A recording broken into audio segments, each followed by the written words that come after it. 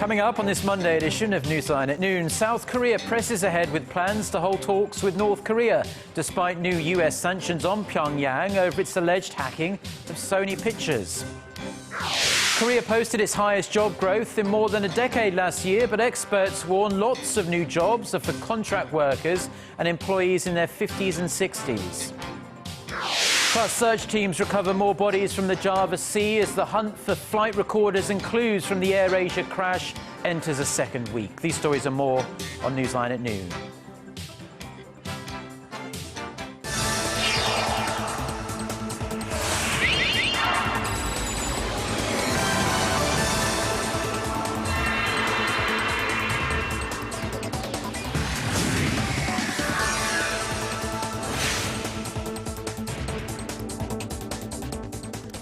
It's new Monday, January 5th here in Korea. Thanks for tuning in. Live from Seoul, I'm Eoh Jin-joo. It's very good to have you with us. I'm Mark Broome. And we begin with news that South Korea wants to look past new U.S. sanctions on North Korea and hold talks with Pyongyang as it originally proposed. North Korea is furious at Washington about the sanctions imposed on them over the Sony hacking and has accused the United States of stirring up hostility. Connie Lee has more. South Korea aims to push ahead with plans for inter-Korean talks, despite the recent flare-up in tension between North Korea and the United States.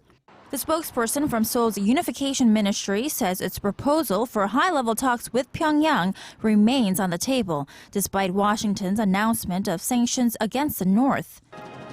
The country's state-run media lashed out at the U.S. on Sunday, saying the new sanctions clearly demonstrate Washington's hostility toward the regime. The policy persistently pursued by the U.S. to stifle North Korea, groundlessly stirring up bad blood towards it, would only harden its will and resolution to defend the sovereignty of the country.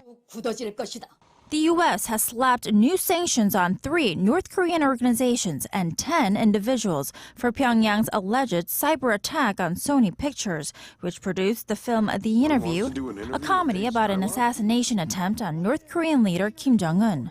However, as North Korea intensified its rhetoric against the U.S., the communist state has not criticized the South as usual with verbal attacks. Pyongyang's main newspaper, the Rodong Sinmun, reported no criticism of Seoul on Sunday, and North Korea's propaganda website 우리 민족끼리 stated that the two Koreas should work together. Experts say North Korea has a motive. By improving relations with South Korea, North Korea wants to show that the U.S. sanctions will be ineffective. In the meantime, South Korea continues to wait on North Korea to respond to its earlier proposal for talks. Connie Lee, Arirang News. And at least one U.S. senator says the new sanctions against North Korea don't go quite far enough. Senator Robert Menendez, who is chairman of the Senate Foreign Relations Committee, told CNN the measures are a good first step, but will not deter further cyber attacks from the North. He said there needed to be real consequences for the North's actions and also took issue with President Barack Obama, calling the hack an act of cyber vandalism. Menendez said it was a clear-cut case of terrorism. The senator sent a letter to U.S. Secretary of State John Kerry asking that North Korea be added back to the list of state-sponsored terrorists, but he says he hasn't received a response yet. The Buckingham administration has gotten a bit more flexible about providing humanitarian aid to the North. A private organization sent 20 tons of sweet potatoes to the North Korean city of Sinŭiju at the end of last month after receiving permission from the government. It represents the first time since the Park administration took office nearly 2 years ago that aid in the form of raw produce has been allowed across the border. The government had been limiting support to ingredients for pregnant women and infant formula over worries that other supplies may be used for military purposes. But the Unification Ministry says they have recently relaxed their standards.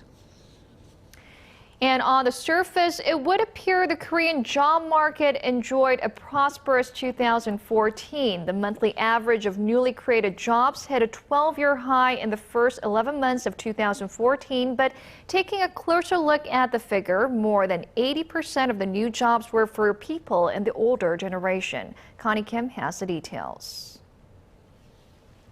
Statistics Korea says an average of 543,000 new jobs were created each month between January and November of 2014, which is the highest in 12 years. The country's employment rate also topped 65% last year, up nearly a percentage point from the previous year. And while the figures are encouraging, the state of the employment market is not. Young people in their 20s and 30s continue to struggle to find work. 20-somethings took up just over a tenth of those who got new jobs last year. Those in their 30s fared worse, recording an average 20,000 less jobs per month. In contrast, people in their 50s and 60s accounted for more than 4/5 of new jobs created in the 11 months. Compounding concerns is the fact that more than a third of the labor market, more than 6 million people, are contract workers. And to tackle that issue, the government has proposed plans to improve working conditions for them. This includes extending the contract period for temporary workers who are 35 and older to 4 years from the current 2. Analysts have also called for fundamental reforms to the current wage system that hands out raises to individuals based on how long they've been working, regardless of the quality of their work. The OECD says Korea has the 6th most complicated procedures among member countries for laying off a regular worker. Connie Kim, Arirang News. Now, despite that, 2014 was an impressive year for the Korean economy across a number of sectors, including foreign direct investment. Thanks to government efforts to attract foreign investors and new free trade deals, Seoul is hoping to top last year's record this year. Song Ji-sun has the details. Seoul proved to be an attractive investment destination for foreign investors last year, thanks to a wider network of free trade deals and government support for direct investment. According to the Trade Ministry on Monday, total foreign direct investment came to $19 billion last year, up more than 30% from a year earlier, and topping the previous record set in 2012. By region, investment from China soared nearly 150% to $1.2 billion. China's investment portfolio is diverse as well, ranging from resort complexes to cultural contents and fashion. Investment from the U.S. also edged up, reflecting the economic recovery there, but the amount from Japan shrunk due to the weakening Japanese yen. Foreign direct investment rose across all sectors from manufacturing to services, especially in parts production and business consulting. The Trade Ministry said an easing of regulations, coupled with a boost in investment sentiment following recent FTAs, encouraged foreign investors to increase their input in Korea. Seoul is now looking to top the $20 billion mark in foreign direct investment in 2015. Song Ji-sun, Arirang News. Now, foreign investors made net purchases of about $5.3 billion on the Korean bourse last year. According to the Korea Exchange, overseas investors spent heavily on electronics and financial stocks and sold big on chemicals and logistics shares. Samsung Electronics was the most purchased at nearly $3.6 billion, followed by SK Hynix. Foreign investors, on the other hand, offloaded Naver, which is the country's #1 portal, with a net sell-off of $1.3 billion. Meanwhile, foreign ownership accounted for about 34% of local stocks on the main bourse as of the end of last year. That's actually down about 1.2 percentage points from a year ago. During the same period, their share on the tech-heavy Kosdaq edged up 1.3 percentage points to about 11%.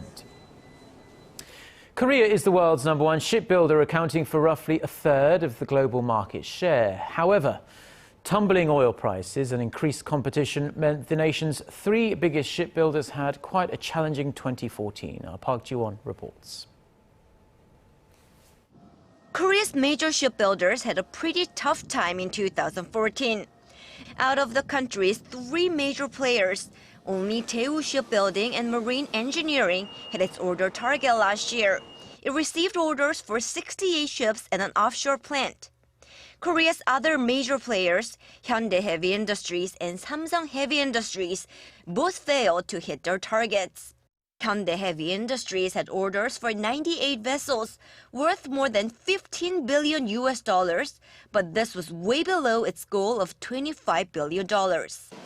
Market experts partly attribute last year's weak performance to falling global oil prices, which negatively affected demand for offshore plants and drill ships. Market uncertainties are expected to hamper business this year as well. The Export-Import Bank of Korea forecasts vessel and marine plant orders to drop 12% this year compared to last year. Tough competition from competitors in China and Japan also poses a threat to the nation's shipbuilders. While Chinese shipbuilders have a market edge in producing small and mid-sized low-priced vessels, Japan is gaining price competitiveness due to the weak yen. Park Ji-won, Arirang News.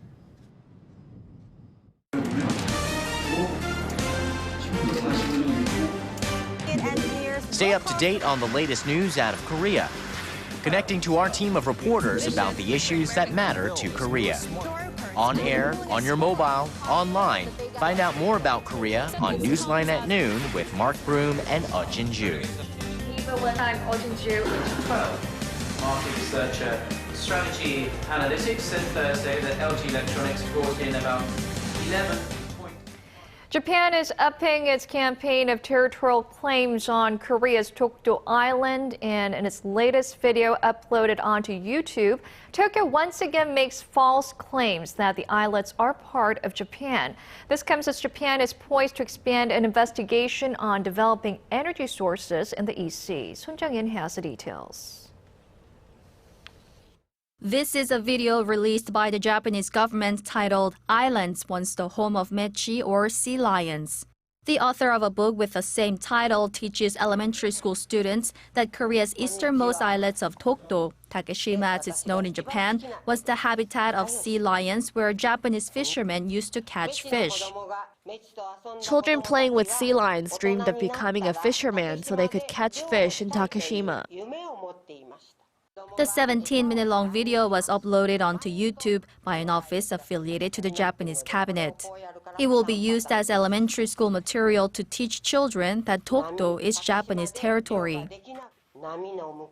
Japan's Takeshima is waiting for us beyond the waves. The Japanese government has been intensifying its history distortion by making unjustified claims to Dokdo. In 2013, Tokyo distributed a video claiming sovereignty over Korea's islets, and last year it stated in elementary school textbooks that Korea is illegally occupying the territory.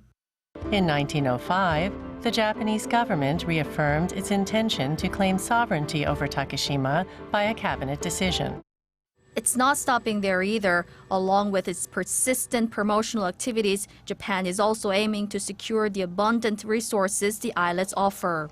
Tokyo plans to invest some $18 million to carry out research on methane hydrate in the East Sea. Studies suggest some 600 million tons of the future energy resource is located around Dokdo. Sun Jung-in, Arirang News. A Korean business center will be set up in Beijing to support Korean tech firms entering the Chinese market.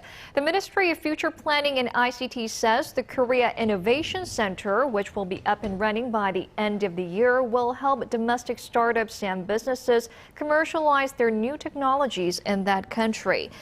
Now, in an effort to boost synergy, the ministry will also work with the Korea-China Science and Technology Cooperation Center, which is located in the Chinese capital.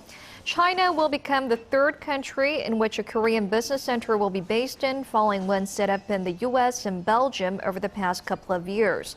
The ministry also plans to open another one in Moscow soon. Now, if there's a time and a place for pulling the curtain back on the latest and greatest in technology, it's the Consumer Electronics Show in Las Vegas. This year's edition starts this week, and our Ji Myung-gil has a sneak peek at what Korea's tech giants have in store. The 2015 Consumer Electronics Show that kicks off on Tuesday in Las Vegas is a showground for the latest advancements in TV technology. For Samsung Electronics and LG, that means showing off its quantum dot and OLED televisions. The quantum dot technology uses tiny nanocrystals that can provide a wider range of colors than OLED screens, with a much cheaper manufacturing process. Both Samsung and LG are slated to introduce their respective 65-inch versions in Vegas. Samsung's Quantum Dot TV has already won the CES Innovation Award. OLED televisions will also have a place at the table. LG is showcasing its first curved 55-inch ultra-high-definition OLED TV at CES. It comes with a price tag of $3,500. There's also speculation that Samsung will use the Consumer Electronics Show to show off its Tizen TVs. The company plans to run the Tizen operating system on all of its smart, internet-connected TVs starting this year. It will come with several new features, including easier sharing between TV sets and mobile phones through a redesigned interface. Kim Young-gil, Arirang News.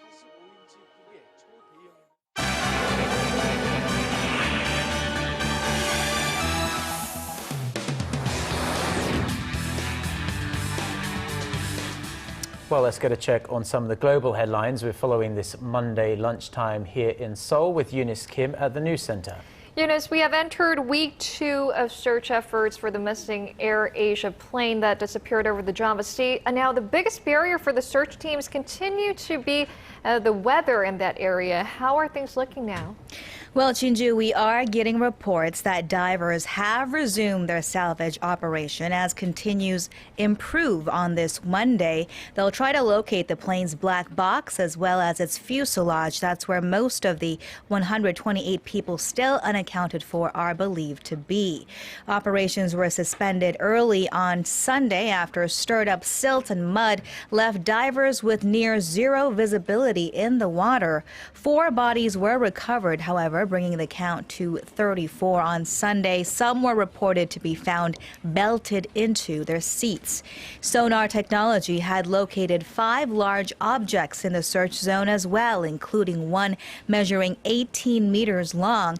Indonesia's weather agency indicated the plane's engine may have stalled due to icy conditions in the air, citing initial analysis.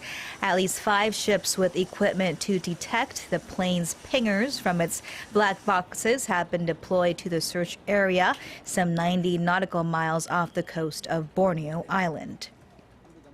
And a big announcement from the Vatican. Pope Francis has named a group of 20 new cardinals, several of them hailing from developing nations. Myanmar, Tonga, and Cape Verde saw their clergy named to cardinal posts for the first time.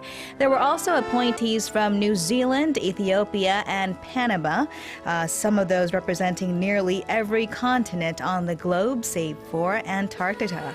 At St. Peter's Square, Pope Francis said the group, 15 of whom are younger than 80 years old, thus eligible to vote for the next pontiff, showed, quote, the inseparable tie with the Church of Rome to churches in the world. The nominees will be formally installed on February 14th following a meeting of all sitting cardinals about reform of the Vatican's administrative body, or the Roman Curia. The city of New York became a sea of blue as police officers from the city, as well as those from across the U.S., filled a Brooklyn funeral home on Sunday to grieve the passing of Chinese-American NYPD officer Wen Jianliu. The 32-year-old had been shot point-blank together with his partner Rafael Ramos on December 20th by a gunman who said he was avenging police aggression. New York's Mayor Bill de Blasio paid tribute to the man who fought for, quote, all that is decent and good after immigrating from China with the American dream. Outside the building, hundreds of uniformed officers turned their backs to the video screen showing the mayor, as many in the NYPD have resented what they saw as Blasio's sympathy for anti-police protesters in recent months. And finally, Buckingham Palace has emphatically denied the allegations that Prince Andrew had sexual contact with an underage girl more than a decade ago. The strongly worded statement came after two Sunday newspapers had published interviews with a woman who said she was forced to have sexual relations with the Duke of York between the years of 1999 and 2002 in London, New York, and a private Caribbean island owned by American billionaire and convicted pedophile Jeffrey Epstein. A court in Florida is reviewing a lawsuit involving Epstein, who was jailed for soliciting a minor for prostitution.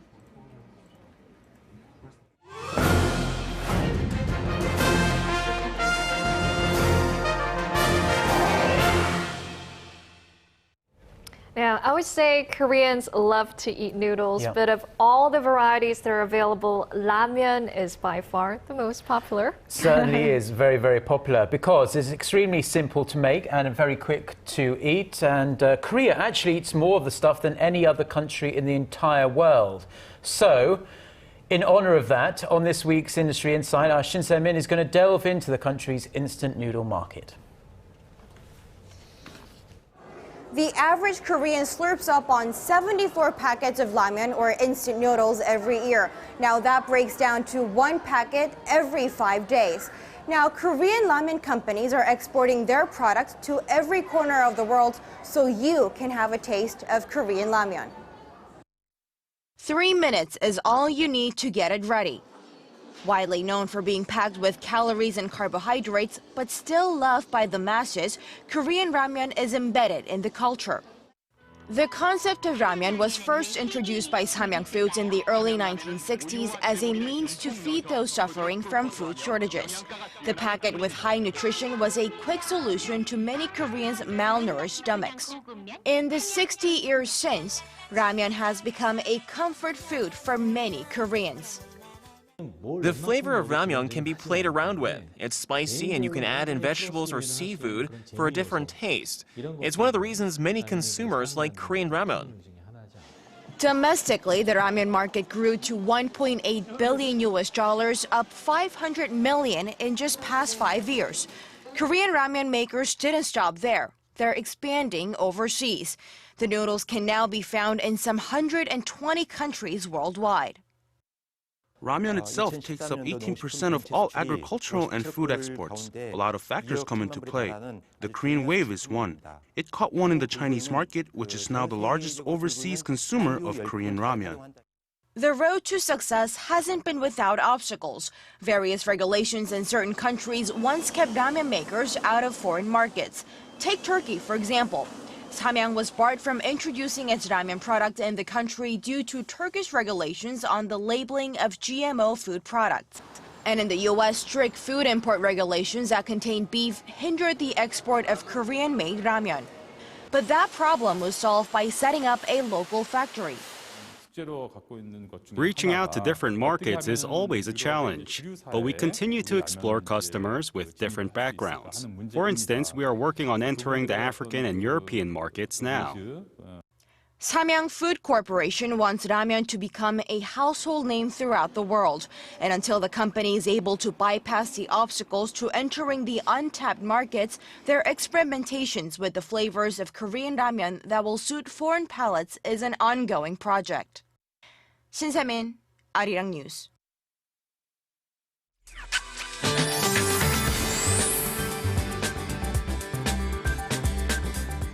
Well, we have rain in the forecast this evening. Seoul could see up to 10 millimeters, and the southern provinces will see 10 to 20. But some parts in Gyeonggi-do and Gangwon-do provinces will see a snowfall because of the colder temperatures. But as many of you have noticed, it's just as mild as it was yesterday. As some regions down south will even see highs in the mid to upper teens this afternoon. So let's take a closer look. Now, the high in Seoul will top out at 6, but Daegu and Gwangju will peak at 12 and 11, and Busan will reach 15 later in the afternoon. And as for the other regions, spring-like temperatures are in store for Jeju Island, which will rise to 18, while Daejeon and Dokdo will be getting up to 9 and 10 respectively. Now, enjoy this mild temperatures while you can, because things will get icy cold again as the week moves along, with lows dropping to near -10 here in the capital. But other than tonight, neither snow nor rain is in the forecast for the time being. Well, that's all for Korea, and here's the international weather for viewers around the world.